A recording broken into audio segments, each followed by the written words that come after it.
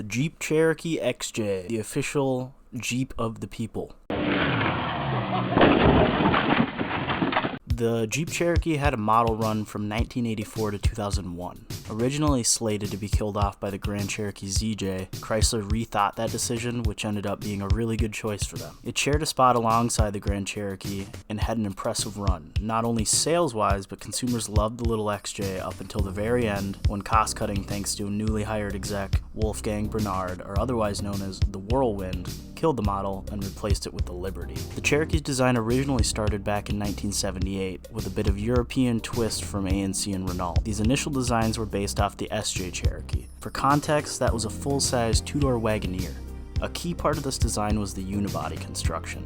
This switch from a full-frame style chassis had several advantages. The main advantage was weight and fuel economy, however the articulation, better approach and departure angles, ground clearance, and still retaining 90% of its older brother's interior space worked out very well in the end. This was the first Jeep to feature this unique frame style, and the Grand Cherokee to come would also utilize a unibody style. They also redesigned the front suspension, featuring Quadrolink, aka it was a 4-link in the front with upper and lowers. The rear end stuck with your traditional leaf spring design, and the XJ lost some weight compared to its full-size older sibling. It was a whopping 1,200 pounds lighter, 31 inches shorter, and narrower by 6 inches. In a way, you could almost consider this was the first crossover SUV, but that term didn't exist then. Instead, this was advertised as a sport wagon and was a precursor to the SUV class. A side note was that this model birthed PLM, otherwise known as Product Lifecycle Management. This was created to speed up the product development process and helped AMC compete with its much larger competitors at the time. This new system was based on CAD designs and had a central database to store said designs. PLM ended up being so successful that when Chrysler purchased AMC,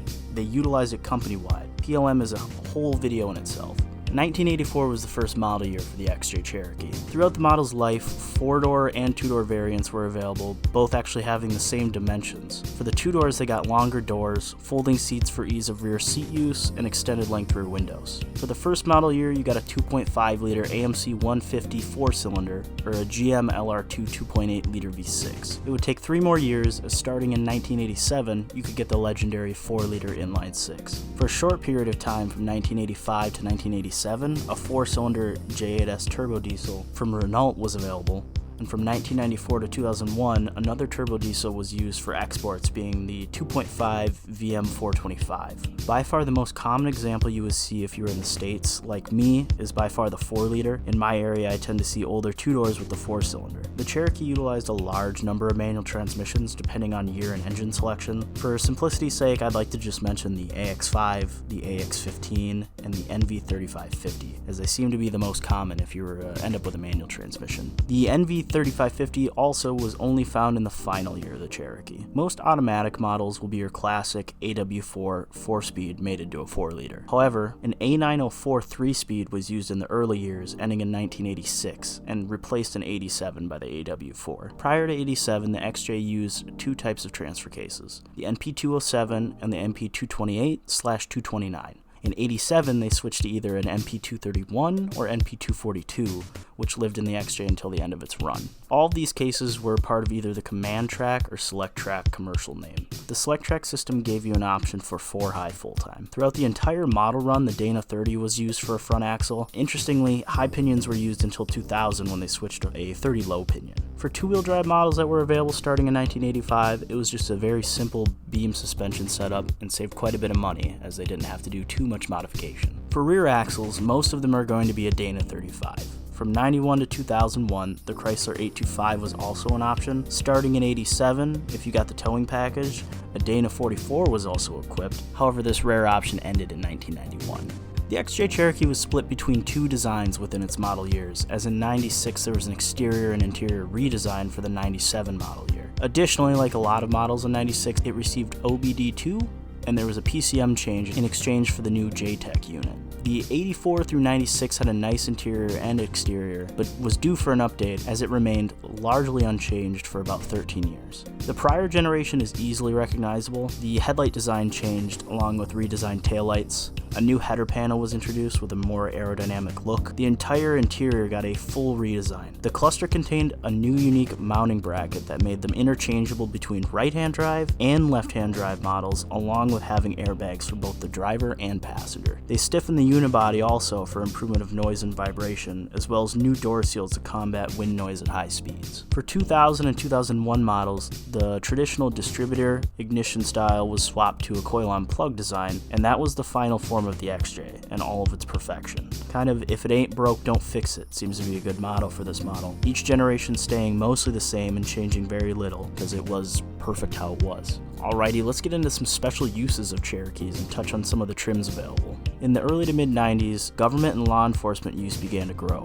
In 1992, an AHB police package was offered, and 1996 also saw a special version of the SE trim with no rear interior door handles and a power bump from 177 horsepower to 190. Right-hand drive male Jeeps were produced, which also allowed them to dip their toes into the right-hand drive market for specifically the United Kingdom, Ireland, and Japan. Most of the Japanese sold models have reportedly made their way back to the States due to Japan's inspections laws, and they were mostly used for rural mail carriers once they got back from their adventure. Starting off with trims, we have the base model. With the base, you got cloth seats, steel wheels, and an AM radio. In 1994, the base was renamed the SE, and in later years you could only find a two-door in this trim package. The Chief, Pioneer, and Wagoneer trims were all made from 1984 to 1990. The Pioneer and Chief both got plaid seats, and only the Chief got the FM radio. There was also a Pioneer Olympic Edition, which offered air conditioning as well. The Wagoneer was actually technically a completely separate model from the Cherokee, and it got the iconic wood laminate, paying homage to its full-size predecessor.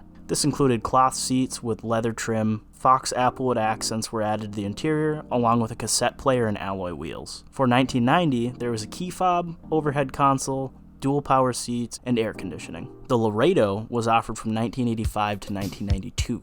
You also got plaid seats with this trim, and an option for leather in 1992 only. This trim also got the option for dual power seats, an overhead console, and an optional 6-speaker Jensen sound system. The limited trim ranged from 1987 to 1992 and had a small break until its return in 1998 and stayed till the end of the model run.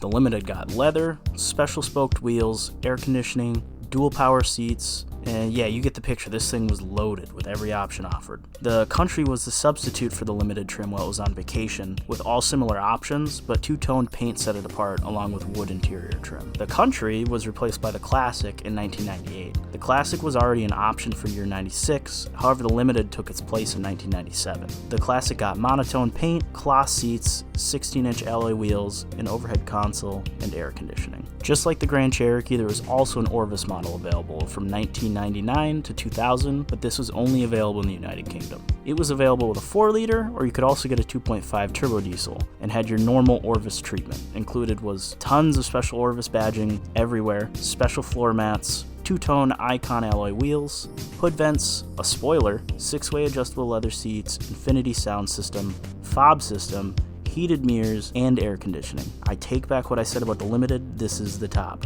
The final trim I'd like to mention is the 60th anniversary edition, in the last model year of 2001. This was based on the sport trim and included some extra badging. Now for the ending of the XJ. Guess what took its place? That's right, the Jeep Liberty. The exec I mentioned earlier in this video showed up and decided the lame SUV's time had expired, and just like that, no more XJ, ending its legendary run and killing the model off completely. I feel like it's required to go into a little more detail on the AMC 4-liter and that it played a huge role in making this model as popular as it was. The 4.0 was originally a design made by Nash Motors and has deep roots all the way back to the 60s. The final version of the AMC Inline 6 was indeed the engine that ended up in all these Cherokees and was beloved by many. The 4.0 has been described as a reliable block of wood by mechanics with characteristics that would survive running conditions that most engines couldn't. For example, I've seen these things at crazy angles and you'd expect them to starve of oil, but they just don't care. Flipped your Jeep, 4-liter doesn't care. Flip it over, let it smoke, you should probably pull the plugs, but you know, these engines were truly bulletproof and added to the already amazing design of the XJ, creating a perfect recipe of ruggedness, all while coming in a small and what was considered a fuel-efficient package at the time. I owned an XJ, and it was the exact experience preached by many people that told me to get one. It was simple, reliable, cheap to fix, and always got me where I needed to go. not to mention how capable the XJ is even in stock form. And the mass aftermarket support and endless pages of forums online make this a great little Jeep project that definitely will not let you down. If you watch this video in its entirety, I appreciate you. Let me know about your XJ experiences in the comments. I'd love to hear everyone's stories. I definitely am more ZJ Grand Cherokee biased, but I really would love to pick up another XJ in the future to have in my fleet, especially after this video and researching and learning more about them and the history. Definitely has me jonesing for another one. Anyways, thanks so much for watching, and I hope you have a wonderful day.